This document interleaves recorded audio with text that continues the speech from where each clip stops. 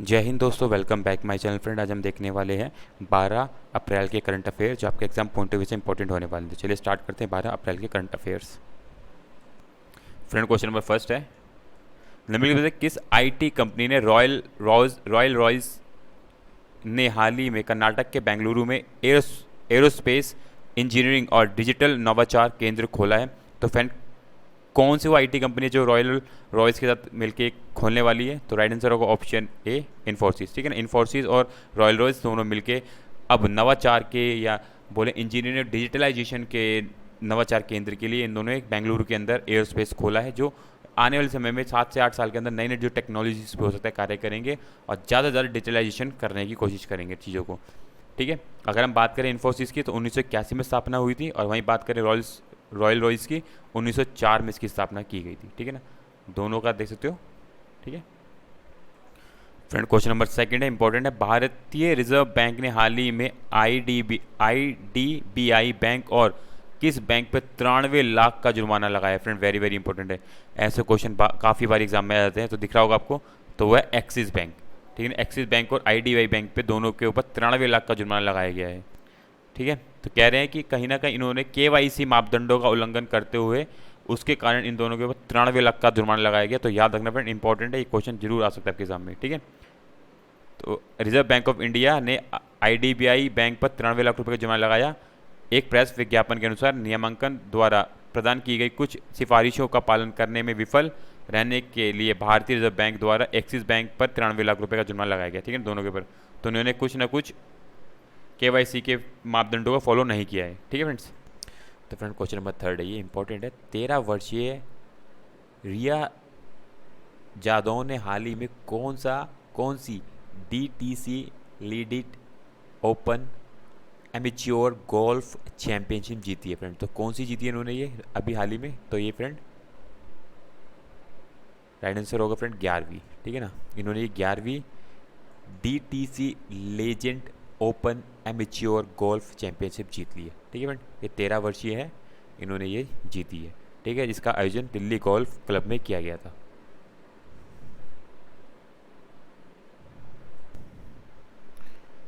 Friend, question number fourth है, केंद्रीय मंत्रिमंडल ने कब तक के लिए अटल इनोवेशन मिशन को मंजूरी दे दी है? फ्रेंड, तो कब तक के लिए मिशन को ये मंजूरी दे दी गई है? तो मार्च 2023 तक के लिए इस मंजूरी को बढ़ा दिया गया है। ठीक है, ऑप्शन डी इसका राइट आंसर होगा। ठीक है ना, अटल इनोवेशन मिशन है बेसिकली क्या है कि इसके अंदर नवाचार से रिलेटेड जो नए हमारे जो बच्चे हैं या कॉलेजेस में पढ़ रहे हैं, उनको किस तरीके से हम उसी लेवल पे जाके उनको स्किल्ड डेवलप उनका कर सकते हैं, किस तरीके से उनको स्किल के थ्रू ज़्यादा से ज़्यादा नवाचार के क्षेत्र में ला सकते हैं।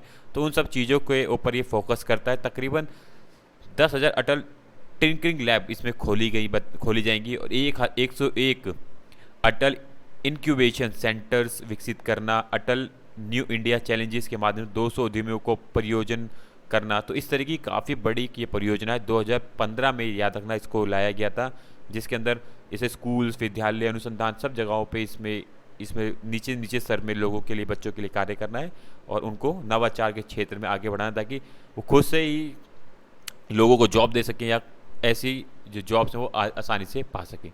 ठीक है ना, तो ये इंपॉर्टेंट है, अटल इनोवेशन मिशन के बारे में याद रखें। ठीक है, यहाँ पे पूरी जानकारी लिखी गई जो आपको एक बार पढ़ लेनी है। ठीक है फ्रेंड्स, ठीक है, कुछ एडिशनल इन्फॉर्मेशन जोड़ी गई जो आपको यहाँ पे पढ़ लेनी है। ठीक है ना, भाषा के आधार पे किस किस तरीके से इस नवाचार क्षेत्र में किस तरीके से किस माध्यम से उनको सब चीज़ें जानकारी प्राप्त मुहैया कराई जाएंगी। ठीक है, किस किस पहलू पे काम किए जाएंगे, यहाँ पे पूरी जानकारी लिखी गई है जो आपको एक बार पढ़ लेनी है। ठीक है फ्रेंड, वेरी वेरी इंपॉर्टेंट है, याद रखना। प्रधानमंत्री मुद्रा योजना यानी PMMY के हाल ही में कितने वर्ष पूरे हो गए हैं? फ्रेंड, तो हाल ही में इसके 7 वर्ष पूरे हो गए हैं। ठीक है ना, 7 वर्ष पूरे हो गए हैं। तकरीबन 18.60 लाख करोड़ रुपए तक का इसमें ऋण मुहैया करा दिया चुका है। ठीक है ना, इंपॉर्टेंट है। और सबसे इंपॉर्टेंट इसमें ये आपको याद रखना है कि काफ़ी बारी इसमें से क्वेश्चन आता है कि जो इसमें जो ऋण देने की जो स्टेज रखी गई है वो क्या है। जैसे शिशु ऋण बोला गया है, जैसे 50,000 रुपये तक दिए जाएंगे। किशोर ऋण में क्या होगा, 50,000 से 5 लाख तक का होगा। और तरुण ऋण में क्या होगा, 5 लाख से 10 लाख तक के बीच में। तो ये ऋण के एक स्लैब बनाए गए जो आपको याद रखने, वेरी वेरी इंपॉर्टेंट है। ये यहाँ से क्वेश्चन 100% आ जाता है। ठीक है फ्रेंड्स, ठीक है फ्रेंड, कुछ उपलब्धियाँ हैं इस योजना के माध्यम से कितने लोगों को फ़ायदा हुआ है, तो यहाँ पूरी जानकारी लिखी गई है जो आपको एक बार पढ़ लेनी है। ठीक है, चलते हैं नेक्स्ट क्वेश्चन की तरफ। फ्रेंड क्वेश्चन नंबर 6 है, किसे अप्रैल 2022 में 2 साल की अवधि के लिए DCB बैंक के MD और CEO के रूप में नियुक्त किया गया है फ्रेंड। तो किसे किया गया है? Option A Murali M Natarajan को नियुक्त किया गया है। ठीक है, तो रिजर्व बैंक ने मुरली M नटराजन को DCB बैंक के MD और CEO के रूप में 2 साल की अवधि के लिए 29 अप्रैल 2022 से 28 अप्रैल 2024 तक के लिए नियुक्त करने की मंजूरी दे दी है। अगर हम DCB बैंक की बात करें, इसका मुख्यालय मुंबई में है और इस स्थापना 1930 में हुई थी। देखो बहुत पुराना बैंक है ये। ठीक है फ्रेंड्स, फ्रेंड इंपॉर्टेंट है, याद रखना ये क्वेश्चन। गीतांजलि श्री के द्वारा लिखा गया उपन्यास टॉम ऑफ सैंड प्रतिष्ठित साहित्य पुरस्कार के लिए चुनने जाने वाला कौन सा हिंदी भाषा का उपन्यास बन गया ये फ्रेंड? तो कौन सा बन गया ये? पहला। ठीक है ना, ये पहला ऐसा उपन्यास बन गया है जो हिंदी भाषा के लिए चुना जाने वाला उपन्यास बना है ये। तो लेखिका गीतांजलि श्री का अनुवादित हिंदी उपन्यास है ये टॉम ऑफ सैंड। अंतर्राष्ट्रीय बुकर पुरस्कार के लिए लंबे समय से सूचीबद्ध 13 पुस्तकों में से एक है। प्रतिष्ठित साहित्यकार पुरस्कारों की लंबी सूची में जगह बनाने वाला ये पहला हिंदी साहित्य पुरस्कार का काम है। ठीक है ना, तो वेरी वेरी इंपॉर्टेंट है। हिंदी साहित्यकार हैं जिन्होंने अपना ये पहला ऐसा कोई पुरस्कार जो इतने बड़े उसमें बनाया। तो याद रखना पहला है, क्या नाम है? Tomb of Sand, Geetanjali Shree द्वारा लिखा गया ये पुरस्कार है। ठीक है फ्रेंड, तो फ्रेंड क्वेश्चन नंबर 8 है, किस प्रसिद्ध कवि को साहित्यकार में मैं तो यही हूँ कविता के लिए सरस्वती सम्मान 2021 से सम्मानित किया गया है? तो फ्रेंड कौन है, इनका नाम क्या है? तो फ्रेंड इनका नाम प्रोफेसर रामदस मिश्रा। ऑप्शन ए इसका राइट आंसर होगा। ठीक है, प्रोफेसर रामदस मिश्रा जी को सरस्वती सम्मान से सम्मानित किया गया है, मैं तो यहाँ हूँ कविता के लिए। ठीक है, बहुत ही उम्दा लेखक है, यूपी यानी गोरखपुर से आते हैं। 15 अगस्त 1924 का इनका जन्म है। काफ़ी लंबी, काफ़ी बढ़िया इनके पास अनुभव है इस क्षेत्र में, हिंदी साहित्य के क्षेत्र में। ठीक है ना, याद रखना इन्होंने ये भी नए मैं तो यही हूँ कविता के लिए इनको सरस्वती पुरस्कार सम्मानित किया गया है। ठीक है, बाकी यहाँ पूरी इन्फॉर्मेशन लिखी गई इनके बारे में जो आपको एक बार पढ़ लेनी है। फ्रेंड क्वेश्चन नंबर 9 है, DRDO ने हाल ही में किस राज्य के तट पर एकीकृत प्रशिक्षण रेंज चांदीपुर में सॉडिक फ्यूल डिटेक्ट रेजेक्ट तकनीक का सफलतापूर्ण प्रशिक्षण किया है फ्रेंड? तो ये चांदीपुर किस का तटीय क्षेत्र है राज्य का? तो राइट आंसर होगा उड़ीसा। ऑप्शन ए उड़ीसा का ये तटीय क्षेत्र है।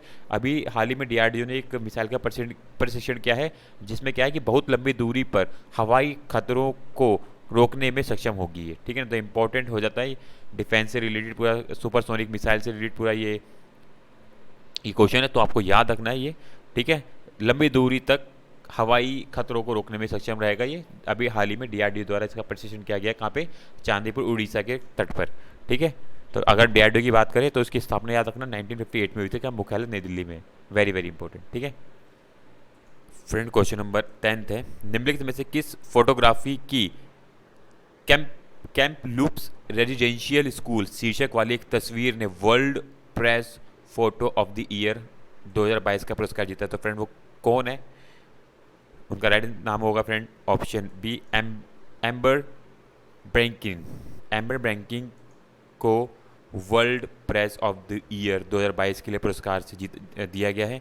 इन्होंने कैनेडियन फोटोग्राफर है एम्बर ब्रैंकिन की कंपुल्स रेजिडेंशियल स्कूल शीर्षक वाली एक तस्वीर ने world press photo of the year 2022 पुरस्कार जीता है। ठीक है ना, वहीं ऑस्ट्रेलिया की जियोग्राफी पैनोस पिक्चर्स के लिए छवि की एक श्रृंखला के लिए इनको photo story of the year दिया गया है। ठीक है ना, दोनों को दिया गया है।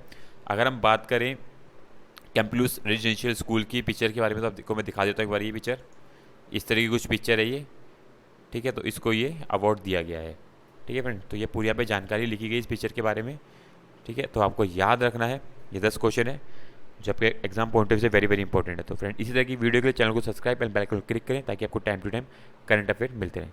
सो thank you for watching my video. Bye bye. Thank you friends.